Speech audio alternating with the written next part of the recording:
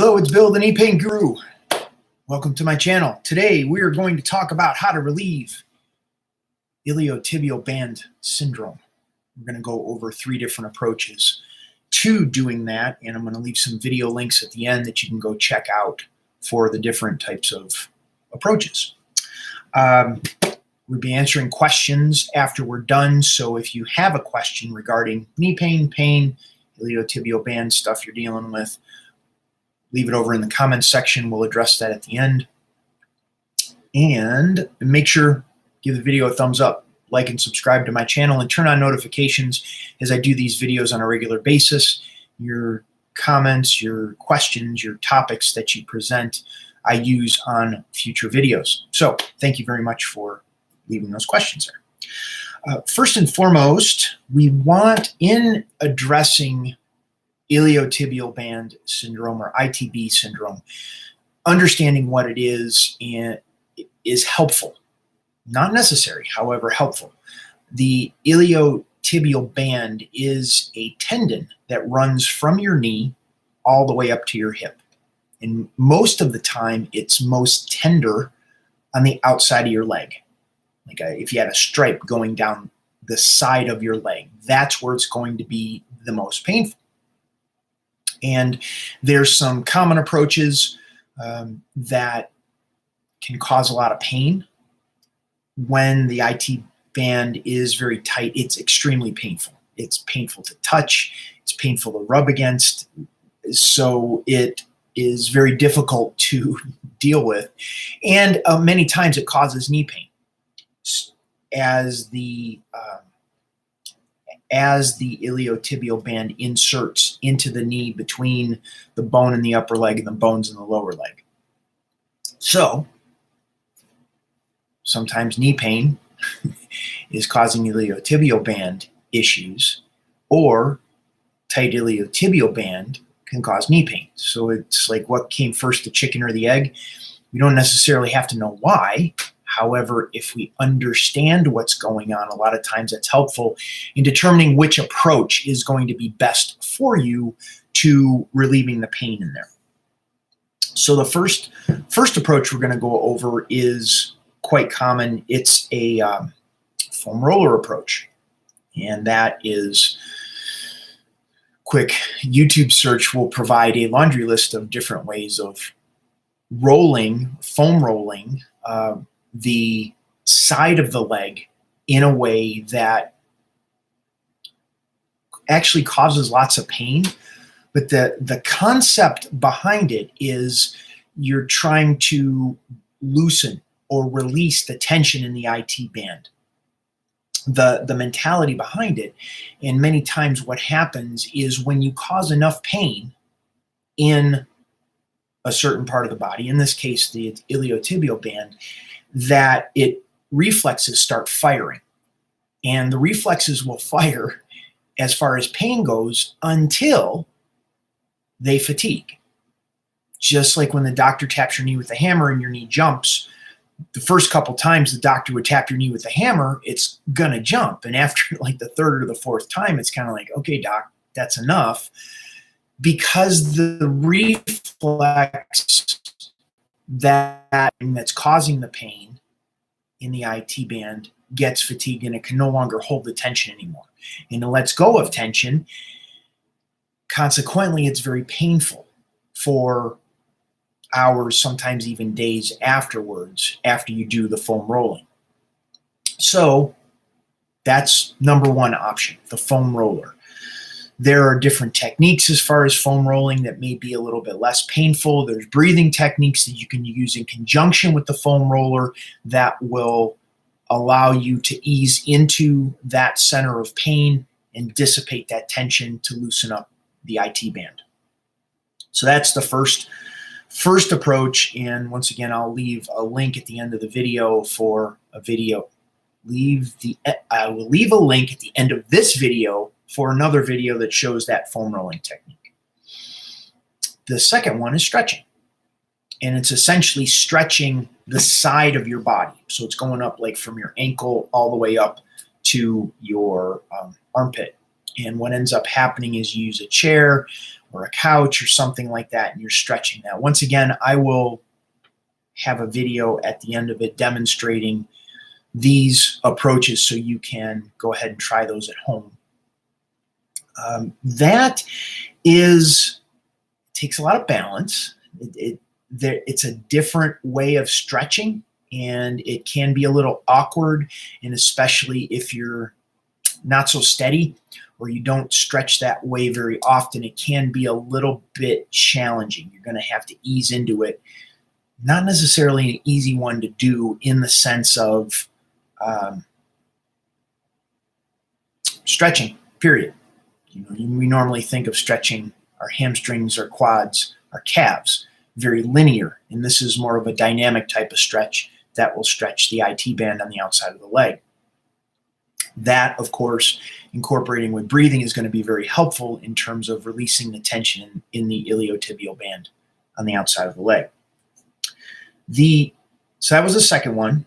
We had the first one was a foam roller. Second one is going to be stretching, which is dynamic. And the third is when we take it to comfort. So the IT band, once again, goes from the knee all the way up to the hip on the outside of the leg. And if we're stretching something or causing pain with it, the IT band is tight for a reason. It's protecting your body for whatever injury or perceived threat or stress that's built up in your body over time. And what ends up happening is the IT band is tight for a reason. If we take that, imagine it as a rubber band, and we stretch that rubber band further, or we have a stretched rubber band and we rub on it, which is the foam rolling or the stretching, what ends up happening is we can kind of irritate the IT band a little bit more. That's not necessarily what you want to do. This third approach is taking like the two ends of that rubber band and pushing them together. When you shorten the tension in the IT band, this really cool mechanism engages in the neurology of the body. Your nervous system engages when we shorten those tension patterns, because what is now happening is we're creating comfort in the IT band. And all of the nerve endings that are firing, making it tense, are now, that pressure is taken off of those nerve endings. And what this does is it sends a signal throughout the rest of the body that says it doesn't have to be tight. So when we do that, we can actually get the IT band to let go of the tension, relieve the tension in the IT band, relieve the knee pain, as well as help what's going on in the hip all at the same time, just by taking the tension off of what's going on in the IT band. It's pretty cool, actually. So the mechanism of it switches the neurology from a sympathetic state or a fight or flight state to a parasympathetic state, rested and relaxed state, which allows the body to begin to rewire and relieve the tension in the knee, in the IT band, and in the hip. Once again, I will leave links to those videos. This is a live stream, so I will be re-rendering this and inserting those at the end of the video. If you have questions, there's some people here on the line. If you have questions regarding knee pain, IT band syndrome, whatever it is, please ask them over in the comment section, and I will address those shortly. Once again, if you find this video valuable, give a thumbs up. Like and subscribe to the channel, The Knee Pain Guru, as well as turn on the notifications as I do videos like this a couple times a week, talking about different topics. Deborah. Oh, Deborah took back her comment. Okay. Let's see. Well, thank you very much. I don't see any questions coming through. Once again, after this video ends, I'm going to go ahead and process this and insert the videos at the end of this so you can check out those links and see those the three different the 3 different videos I was referring to about the foam roller, the stretching, as well as the creating comfort or shortening the tension in the IT band. Deborah, please ask your question. Thank you. I encourage questions. It helps me talk about things. It helps me understand where you're at, what you're struggling with, and how I can provide some level of guidance, support, direction, insight. For those that don't know, I dislocated my left knee 4 times about 21 years ago and ended up with a reconstructive surgery in the ligament in my left knee and took out meniscus and did the physical therapy. And on the other side of all that, I still had lots of pain in my knee, pain, tension, swelling. And I had taken everything as far as the medical model was able to support me with, which they did everything they were going to do. However, they fixed the mechanical structure of the knee, but they didn't address all of the experience of pain, stiffness, swelling, discomfort, all of that. So Deborah, if you have a question, please ask it. Otherwise, I'm going to scoot here soon. Yeah, it led me on a path. I didn't think I was going to go down this path. Okay, we got questions here. Is tight hamstring and glutes and quads cause pain in the knee joint? It can. Robert, think of the body is a system of series of pulleys and levers. Think of it like a geodesic dome, like at Epcot Center, and it's known, like the actual term, it's called tensegrity structure, Tensigrity. And when you have an imbalance of tension in the tensegrity structure, it puts stress in other parts of the tensegrity structure, like a bicycle wheel. And the bicycle wheel, its strength is created by the relationship of the rim on the outside with the hub and the tension in the spokes. If you tighten up one spoke, it throws off the tension in the rest of the tensegrity structure. When we have pain in the knee, there's usually an imbalance going on in something like you said, the hamstring, the glutes, the quads. Something is imbalanced, causing a disproportionate amount of tension in a part of the tensegrity structure. And it causes rubbing and irritation, which we experience as pain. And as long as we could begin to address that tension in the entire structure, we could bring it back into balance and get rid of the pain that we're feeling, be it in the iliotibial band or the hamstrings, glutes or quads, or whatever it is in the knee. So good question. Yes. Pam says, I am 13 weeks post-arthroscopic surgery for torn meniscus in my knee. Let's see. Meniscus in my knee won't bend past 90 degrees. Yes. Consequently, that is quite common. It's not that the knee can't bend. There is a neurological wiring going on telling the knee to tense up to protect itself so it won't be injured further, because it's been through trauma. You had an initial injury, then you dealt with that injury until you had the surgery, which was another trauma to the knee. Even though it was helpful in cleaning up the knee, it's still a trauma. Your body perceives it as such.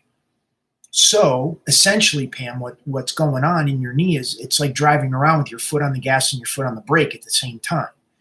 You want to hit the gas for the leg to go, for the leg to bend, but you have this part of your neurology, part of your brain, part of your body that's going, oh, it's going to hurt more. I'm scared. I'm afraid. It's not ready to move yet. And until we start changing that neurology, you're kind of stuck between that. Conventional thinking in physical therapy is strengthen the legs. There's something weak. Well, it's not weak. It's just too tight. Something else is too tight. And if we relax what is If we relax what is tight, your leg will bend. Just like if we take our foot off the gas, the car will go. Kimberly, do you have any videos about recovering from meniscectomy surgery? I have 2 on the same knee in 6 months and still have pain. Yes, actually, you can check it out. That'll be one of the videos that I put links at the end. That's that I have a 7-day knee pain reduction challenge that everyone can check out. I will drop the link right now, actually. It is, let me see here. It gives you 7 days worth of training on how to create comfort in the knee. When you create comfort in the knee feels relief, and the body is able to heal the knee faster, specifically when it's out of pain. The more pain the knee feels, the slower the recovery process. The more we create comfort, the faster the knee heals.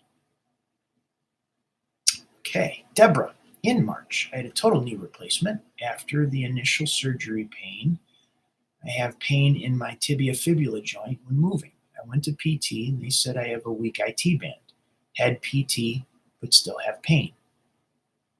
Yeah, it's kind of one of those, oh boy, that's rough.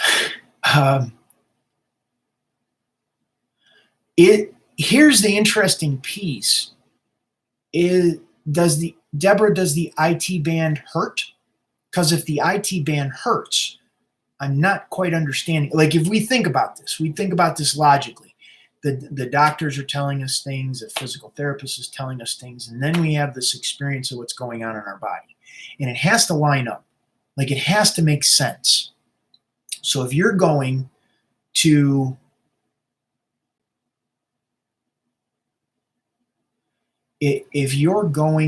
physical therapy and they're saying you need to strengthen your leg, and you have and that may be the case, you may need to strengthen your leg, but understand that just strengthening the leg is not necessarily going to get you out of pain. Like it's 2 different things. And that's where this is how I ended up on this path. I dislocated my left knee 4 times. I had reconstructive surgery in the ligament in my left knee. In my mind, in my 28, 29-year-old mind at the time, I thought, well, if the doctors fix what I tore, then I'll be back to the way I was before I tore it. Kind of like replacing a part on a car. It doesn't quite work the same way on a physical body. They repaired what was broken or torn, but I still had lots of trauma, injury, like the follow-on from the injury, the accident, and the surgery. So there's a misconception that strengthening the legs will get you out of pain, and it doesn't necessarily. It's not necessarily the case. Strengthening the legs, strengthen the legs. But you could be in absolute utter agony while you're strengthening the legs. So the most direct route between in pain and getting out of pain is getting the pressure off of the nerves in the knee that are causing the pain.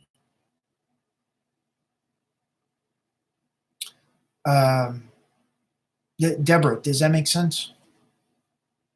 Okay, mTOR 100 is running on a treadmill bad for your knees. Does it hurt? That's my question. Like, pain is an indicator from the body that something isn't right. It's like on a dashboard on a car. If the check engine light goes on or the oil light goes on, then, or service light goes on, it's an indicator that something's going on in the car. And we take it to a mechanic and we find out what's going on. In our bodies, when we experience pain, that's an indicator that something is going on. So in the case of a treadmill,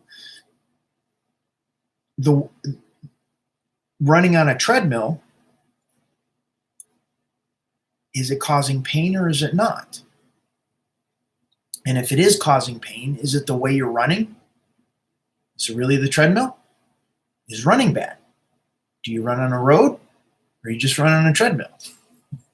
So we have to ask deeper questions to understand what is really good for you or not. And pain is the indicator. If you don't have pain, or you're constantly ignoring the pain and pushing it down and pushing through that, that is functional if we have to get a task done. But in terms of longevity and quality of life, the body breaks down after a while, just like a car. Okay, yes, it hurts in the upper glute area, just above the FT joint. I'm not sure what the FT joint is. My crazy ortho doctor said he could remove the FT joint, and I said, no way. Yeah, Deborah, go over to my website, take the 7-day knee pain reduction challenge. I've been working with a woman. She had a knee replacement surgery. Mary, out of Louisiana. She had a knee replacement surgery in December. It was in utter pain. The physical therapist was trying to push for the range of motion to increase, and it hurt so bad, it's like she was crying in the physical therapist's office. And she's in pain, and she doesn't have the range of motion, and the physical therapist is making her cry, and now she's limping for days afterwards. Like, it doesn't make sense. If you look at it from a logical perspective, putting the body, a knee that's already in pain and putting it through more pain to get it out of pain just doesn't make sense on any level. Okay. The tibia fibular joint, you already got it removed. You had a knee replacement. Like tibia fibular. Yeah, I'd just stick with no way. That's a better way to go. Doctors, understand me. Doctors and physical therapists have the role. They're valuable in terms of, if I get into a car accident and I have a traumatic injury, like a very critical, life-threatening injury, I want them on my side. But in terms of like general pain in the body, we have to educate ourselves better. We have to understand what's going on in the body better. And in doing so, a lot of these aches and pains will go away. Like, if we understand what's going on in the body, it makes a big difference. You know the old saying, shoemakers' kids have holes in their shoes. My dad has had a knee replacement. He's had back surgery several times. He's going for a shoulder replacement in April of this year. I mean, it's crazy. And he doesn't hear me, which that's okay. Like, I've gotten past that I need to make him listen to me kind of deal.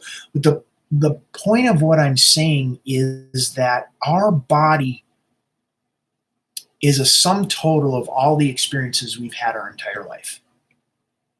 Accidents, injuries, traumas, surgeries, stresses, relationships, life. It builds up in our body, where we have all these experiences that are floating around in our physical body. And most of the time, we don't have the tools on how to move those experiences through the physical body. We hold on to them. We tense up, we push, we try harder, which is admirable. However, it's not sustainable. And what ends up happening is this tension builds up more and more and more in the physical body, and we hurt, and we ache, and the joints begin to wear. And it's not because the joints are supposed to wear. It's because we don't know how to take care of this. We didn't get an operations manual. We're trying to figure it out. And what I've found is, over the past 20 plus years, is that the more comfort we can create in the physical body, the more the body is able to heal and recover, or the faster the body is able to heal and recover. And when I talk about comfort, I'm talking about a specific approach to the body. It's not like sitting on the couch and watching television, eating chocolate. Like, yeah, that's nice. However, it's not setting up the conditions in the body so the body can let go of tension faster.